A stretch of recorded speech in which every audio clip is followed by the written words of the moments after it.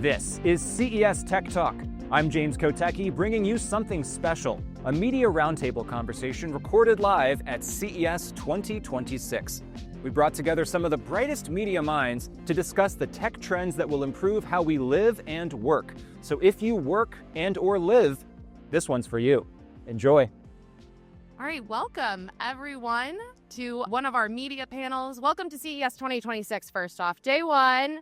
Show floor has officially opened, obviously right behind us. So very excited to kick this off with a panel with some of our media partners. So I'd love to just introduce myself. My name's Lauren Four. I'm a manager with our CES communications team. This is my fifth CES, and I'll tell you, every single one has been different, which is kind of part of the fun. And I think some of the things that we'll be talking about on stage is how that's changed over the years, the trends that we've seen, the technology that we've seen, and how that's changed our lives. So this panel is a deep dive into tech that will change lives. I like to say tech for good, which is about solving world problems. How is what we're seeing here at CES translating into the future of our lives and then solving those issues for us? Tech, I think personally, takes care of the things that we need to do so that we ourselves can focus on the things that we want to do. And that for me is something that I know I want someone to do my laundry and I want someone to clean my bathroom so that I can have more time to sleep and that I can have more time to play tennis and work out and do the things that really enrich my life. Want to talk a little bit about CES? Innovation really comes to life here at CES. We see verticals across digital health, AI, robotics, mobility, energy. We're here, I think it's 2.6 million of square footage across the show floor. That is a massive show floor. So we want to talk a little bit again about those trends that you're going to see. You're going to get some advice as well about whether it's your first CES, your fifth CES. I heard today that there's a woman here who it's her 57th CES. I'm very interested to meet her. I'd like to give her a medal or a hug or maybe like a bed to sleep in. So I would love for our panelists to introduce themselves. And if you guys could also say what number CES this is for you, that'd be great. Hi, I'm Sherlyn. I'm the managing editor at Engadget. This is my 12th CES. And yeah, everyone, like you said, is different. I remember the one right before COVID. I remember the all digital one, the one where it flooded. And yes, I remember that one as well. And so, yeah, that's me. Hi, I'm Nicole Papantonio. I'm the director of the Kitchen Appliances Lab at the Good Housekeeping Institute, and this is actually my second CES, but I've been covering it from afar before that. So you liked it so much year one, you said, I'll do this again. Yes, and it's gotten better. Hello, Happy New Year. This is Ta Kang from Joseon Daily newspaper in Korea.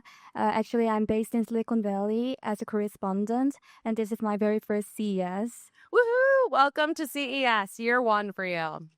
Awesome. Well, thank you guys so much.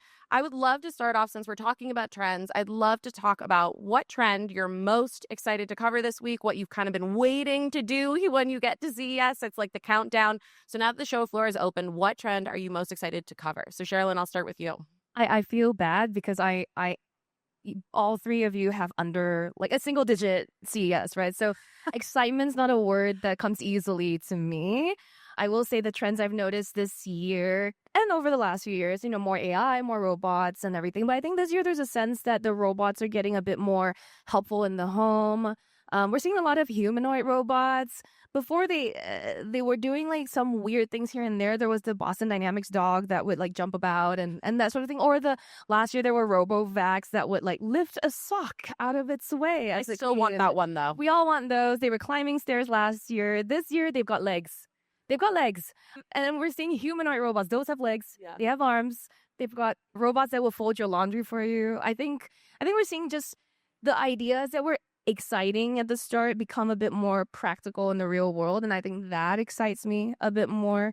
But I'm curious to hear what the newer people to see is like. So you just mentioned it. It's what I'm excited about. We cover a lot of lifestyle at Good Housekeeping. So AI being incorporated into people's lives really without them even realizing it. So the advances of making your life easier at home. So a lot of wellness and tracking things you didn't know you needed. And it's really effortless and seamless. And then maintaining your house, again, with the robot vacs and also childcare and pet care and the new robot vac that can monitor your pets when you're away. These are all really things that'll help consumers live easier lives and easy to use. And that's really what's important to me. I saw a wearable for your pet, your dog, and I immediately thought, I want to know how many steps my dog does in a day. Yeah, I'll add to that. The biggest theme is undeniably physical AI robots, and yeah, was a big deal at the last CES also. But I think there are some. It's gonna be more clear and obvious. I'd like to highlight two key points of that stands out this year. First thing is, robot is not just a technology confined in labs or just be showcased in the exhibitions. It's ready to be deployed and experienced at home and also in manufacturing facilities. And second thing is that robot is not just a tool to help people. It's a companion, kind of like friends and our different kinds of family members now. They can not only do some mundane, boring tasks given by person passively, they can actively think, memorize, and prioritize the task now. So it's really evolving as a personal assistants and some kind of family members. I love that you brought that up in terms of personal companion. Something that I saw at Unveiled on Sunday is a personal companion. It's a dog, and it is... Was it the Tombot? It is the Tombot, and it was here last year at CES. I see we have also a companion in the audience, but it was made for his mother who has dementia, and she wanted to be able to have a pet. She wanted to have something, and now that's realistic. And I think saying to what you said, Sherilyn, which was, we have had robots here before, and now they seem like they're more obtainable. Something that you would bring into your home, something that, doesn't seem as sci-fi or as Transformer or, something that is, again, more even friendly. Like you'd see it in your everyday life. It would be more expected to see. So great answers, guys. And I wanted to then transition a little bit those trends. We talked a little bit about companionship.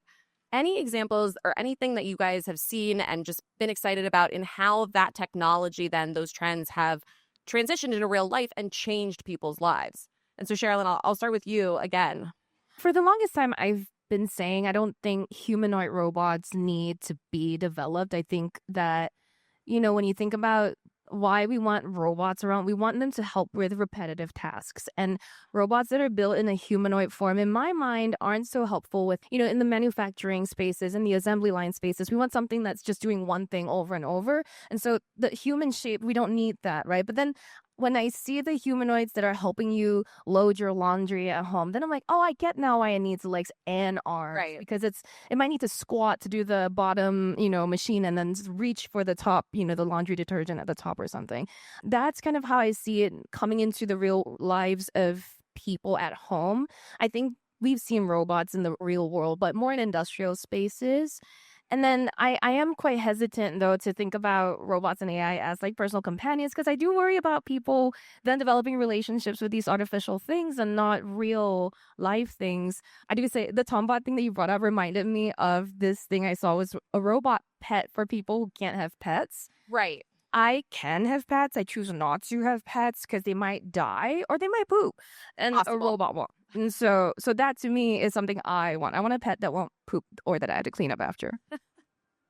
Nicole. And when you were asking about robots, it's not robots per se, but a lot of the toys that we're seeing and how they're going to the next level and really promoting independent play with kids. I think that's really neat because they are more advanced than we are. And my 5-year-old nephew knows how to operate my phone probably better than I do. So to see more of that and them learning and just who knows what their skills are going to be when they're 10 years older. Yeah, absolutely. Something I saw at Media Days, Lego, obviously. I'm going to say, Yeah, just debuted the Smart Brick, and getting to see how that would, at first I was like, I don't know how Legos and technology go together. But after watching that presentation, I was like, I want to play with that. That is something, just learning how the kids would interact, how that would change. Like you said, they know more than we do. Like, how does that change as they go forward and then into school and into jobs? And so it's very cool to think about.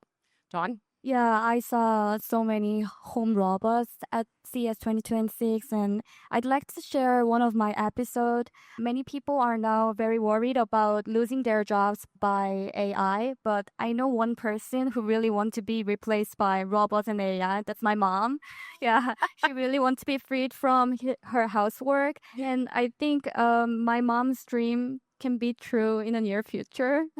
And yeah, there's so many how robot can do household chores, and they also can count the number if I do some squat or dumbbell lifts at home.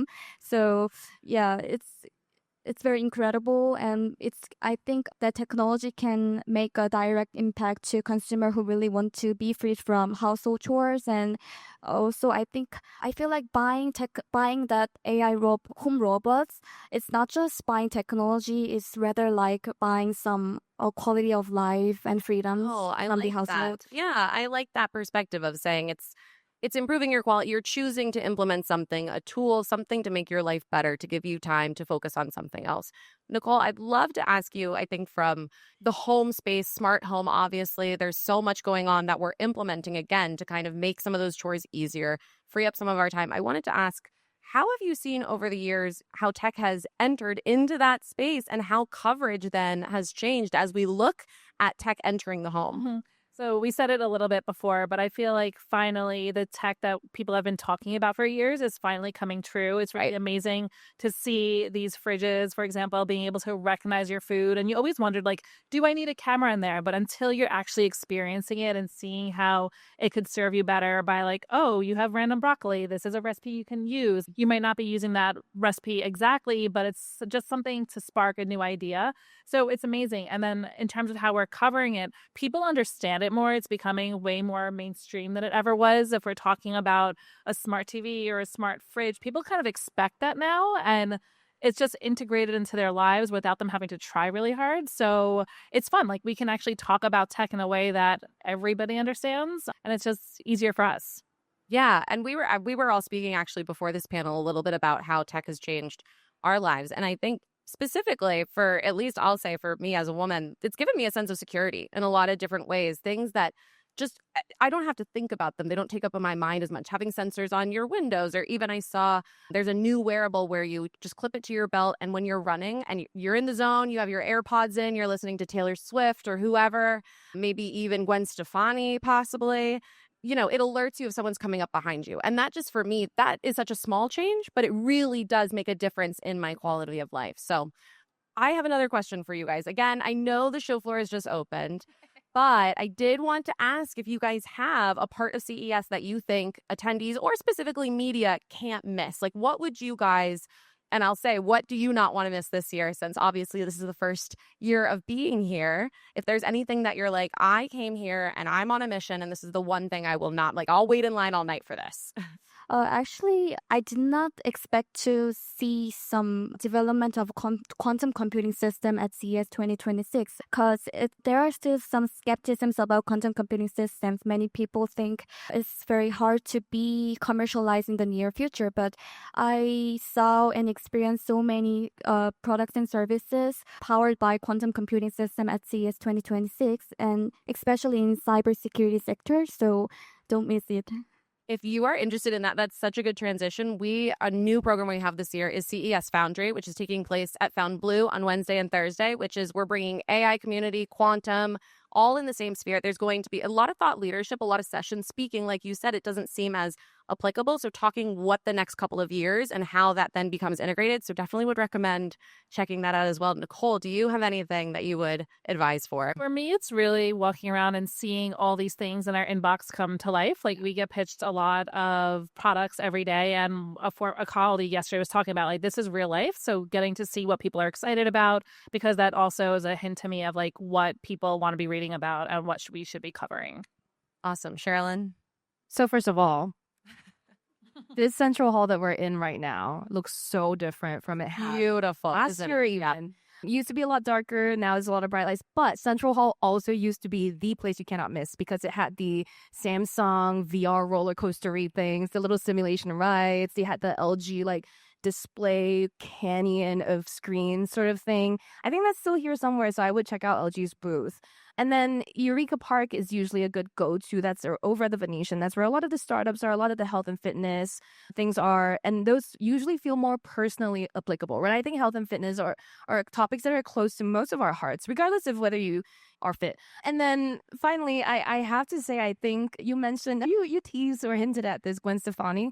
I believe if you can get tickets, you should try to go to the Sphere at some point, because from everything I've heard, it just sounds like such a great performance venue to be. I won't be able to make it, unfortunately.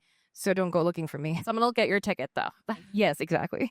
I love that you brought up Eureka Park. It's actually, for Gary Shapiro, it's he talks about it all the time. And like you said, it's kind of more that personalized, a lot of these conceptions coming to life. And it's people who, again, like coming back to our main theme, they're solving problems for people. They have an idea. They say, how do I make someone's life better, my life better? How can tech help us do something? And they create this. And for me, that's one of my favorite parts, because you also see not only just a level of passion, excitement.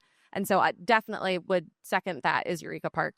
All right. And I think the last question I would have for you guys is, as media, seasoned media, not just at CES, but you guys cover a lot of things. You guys have to be savvy. You have to get there on time. What is one tip you would give for attendees or media at CES? Sherilyn, I'll start with you. I think we were just talking about this backstage. Hydrate, drink a lot of water, get sleep if you can. We were talking about how to solve for eat some good stuff instead of picking at what's out here. Yeah, right. Because there's not a lot of good options. I would say eat your vegetables. It's true. Perfect. Yeah, get carbs are great, but they're gonna make you sleepy. So get some vegetables. Yeah, you will definitely get your steps in. So just fuel up. Right. Yeah. And that's my advice too. Have a good meal. Make sure to eat. Don't get to that point that you're ready to pass out, because you will. It does take a little bit of time to get to venue, and you got to build in kind of great, I have half an hour. Oh, I only have 10 minutes actually. And Dawn, we'll end with you. I'm totally agree with that, you guys. And as a woman journalist, and we are all women now, and I really recommend to check some beauty tech devices and something like that. That's my next appointment. Yeah, really. Can't tell you what it is. Because there are so many skin boost devices powered by AI, and some mirrors and some hair dryers also powered by AI. So, the tech industry has traditionally dominated by men. So we should check some beauty techs and some technologies for women. Love that. Absolutely. The tech, we talked about this as well. Just tech, I think, as a history, has had a standard of men being the bottom of the line of what they're testing for. It's wonderful to see that now women are being included in that. And now there's tech that's specifically for women. Thank you so much. And if you're here at CES and you're a woman, go to the bathrooms. It's such a magical experience. Yes. To not wait in line. 1,000%. Much shorter line. Awesome. Well, thank you guys so much to our speakers. And thank you guys for participating. And I hope everybody has a great CES 2026. Well, I hope you enjoyed that roundtable from CES 2026. That's our show for now, but there's always more tech to talk about. Make sure you catch all the other CES media roundtables for how technology will impact consumers, global markets, and the year ahead. Whatever channel you're on right now, be sure to follow, subscribe, like, comment, whatever else you need to do to keep those algorithms happy. You can get even more CES at ces.tech. That's ces.tech. Our show is produced by Nicole Vidovich and Paige Morris and edited by Third Spoon. I'm James Kotecki, talking tech on CES Tech Talk.